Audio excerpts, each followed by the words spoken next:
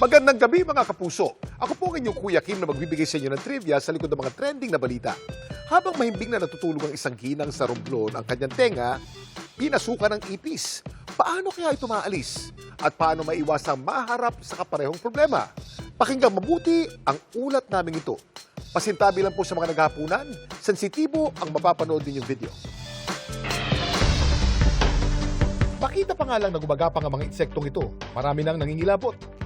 Paano pa kaya kung kinakatakutan mong ipis, sumuksok sa iyong tenga? Gaya na lang ng nireklamo kamakailan ng ginang na to kay Doc Erwin nang magpakonsulta ito sa kanyang klinik sa Romblon. Ang complaint niya sa akin para daw merong pumasok sa loob ng kanyang tenga. May kaluskos daw po siyang narinig. Nagkaroon na ako ng idea na mukhang insekto talaga yung pumasok dun sa kanyang tenga. At nung kanya raw itong sinilip, True enough, nung chinek ko, meron talaga. Ako na yung nakakita nung ipis sa tenga. paano kaya diniskartehan ni Doc Erwin ang kasong ito? Ini-immobilize muna natin yung insect through mineral oil o kaya yung mga baby oil na warm para hindi gumasgas yung mga parts ng insect na pwedeng mag-cause ng wound doon sa loob ng kanyang tenga.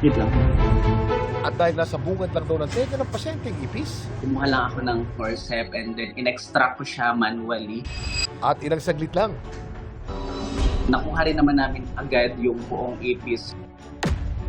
Buhay pa talaga yung ipis nung nakuha namin. Mukhang adult na na ipis yung nakuha natin. Medyo malaki na siya eh. Nagulat siya na kung paano ba nagkasya yung ganun kalaking ipis sa loob ng tenga niya. After that, tinignan ulit natin yung tenga ng pasyente kasi we need to investigate kung nagkaroon ba ng abrasion doon sa kanyang wound. Wala namang abrasions, walang gasgas at walang infection na nangyari after nung removal ng insect.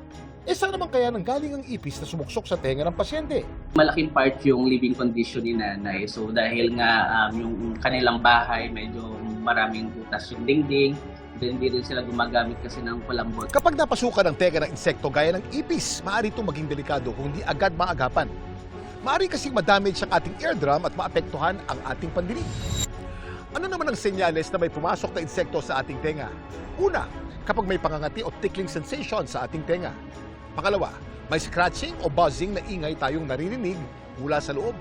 At pangatlo, yung pakiramdam na tila may nakabara sa loob o di kaya'y may nararamdaman kang discomfort o sakit.